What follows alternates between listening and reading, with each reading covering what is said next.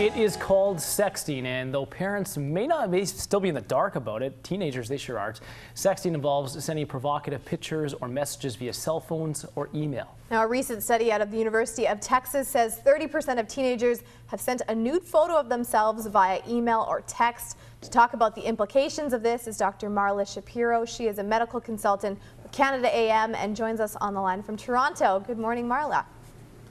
Good morning.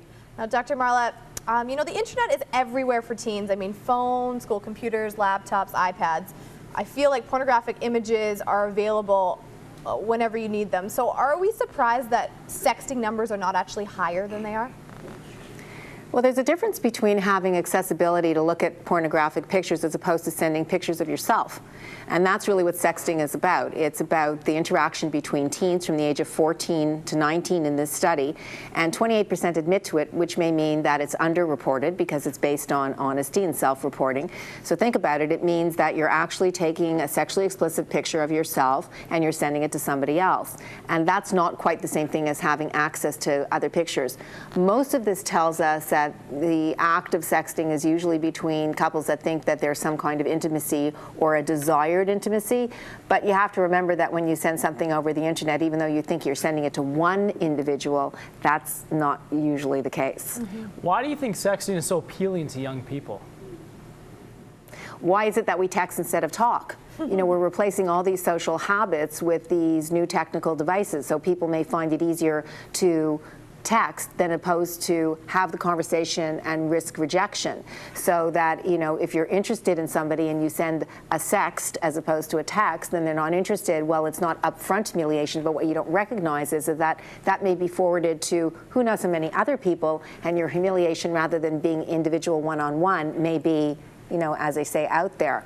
So the issue really is that are we looking at old issues in a new medium, or are these whole new issues? So for example, if you look at bullying, and bullying in person and bullying over the internet, when you bully over the internet or bully over a smartphone, it has a 24-hour cycle, as opposed to bullying in person, where you have to be in the same room at the same time and you can have avoidance. So it does change what we know about social behavior. We do know that when you look at people who sext, that there's a difference between men and women. So more girls are asked to send a sext than they will actually ask to be sent a sext. And we know that for young girls and women who do sexting, they're more likely not only to be sexually active, but they're more likely to undertake risk-taking behavior. So alcohol, drugs, multiple partners. So it tells you more than just the act of sexting. It tells you about risky behavior. You spoke a little bit about, you know, people perhaps forwarding that message on, maybe that's a danger, but what are the other dangers that teens may be unaware of? I think teens are unaware of the fact that the intimacy issue, number one, the privacy issue, number two, and the fact that they leave themselves open for lots of conversation that isn't necessarily private, and it may come back to haunt them years later.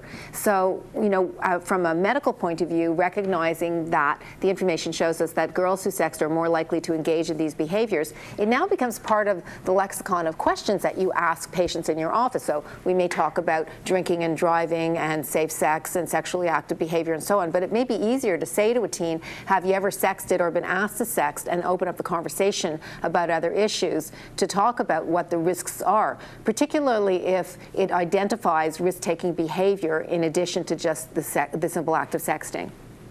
Now, parents, you look at the parents in these situations, do you think that they're aware that this is going on, or even know what sexting is? Do you? I mean, honestly, do you think that, you know, do you think that a 14 or 15-year-old is going to ask for parental permission? You know, this is something that I think is not at all discussed, which is why the concept of asking about it in a physician-based interaction where, you know, I'm not your parent, I'm here to offer you advice and give you, you know, medical advice that's going to protect you, may be a door that we can open. But I don't think most parents are aware of what's going on in terms of their kids, how much they're texting, how much time they're spending on the internet. We know that kids spend hours and hours and hours on the internet. So what should parents do then, I guess, if the kids aren't coming to them to ask, now that they know a little bit more about it? I think that you want to open up the door in all arenas to have the conversation, to recognize that the internet has become a form of communication, but it's not necessarily a private form of communication. So things you say, things you write, things you send may not be just between you and your sender or sendee. It may be between you and all of his friends or all of her friends, and you lose control the moment you send something out over the internet. So you need to think twice about what you're committing yourself to. So, I tell my patients when we have this conversation, imagine sending a naked photo of yourself. You're not just sending it to one person. Let's imagine you're sending it to your entire class. Let's think of everybody who's in that classroom with you. And usually they sort of look at me and have a face like that. But that's what you're leaving yourself open to. And you're leaving yourself open to, perhaps behaving in a way that's going to put you at greater risk. So we know that, individuals who drink and have sex may find themselves having sex with somebody that they don't necessarily want to have sex with. So it opens up the door to a whole host of other behaviors that are beginning to tag together, and it's opening up the conversation that we need to think about not only what we do, but where we do it, how we do it, and who's taking a look at it as well. Thank you, Dr. Marla. Very interesting insight, to an issue that's going to be affecting our generation. Thanks so much. We're going to send it over to Carrie Thanks for having Smith me. and Danielle DeGraw, who have some viewer reaction to this story. Yes, well, first off, though, Carrie, speaking from personal experience, I never got a cell phone until I was in my 20s, so the sexting between teenagers is a little bit shocking for me, but knowing that young kids today, it's just posting things on Facebook and being a little bit more open. I don't know how you even police that, except for the comments that Marla was making about having the conversation with your kids. Yeah, and that's the whole thing that parents are having, because they never dealt with that, right? So, right. Yeah, that brings us to our question of the day, of course. Let's take a look at what it is, saying. do you think parents should monitor their teens' cell phones? Why or why not? I think they should, of course, to a certain degree. I think there needs to be an open conversation, like you and Dr. Marla said. Yes, so Roberta's saying, yes, parents, yes, parents should monitor their kids' cell phones with the growing number of crimes, bullying that young kids are committing and subject to. And then Robert Thiessen says, yes, bullying and inappropriate material may surprise you.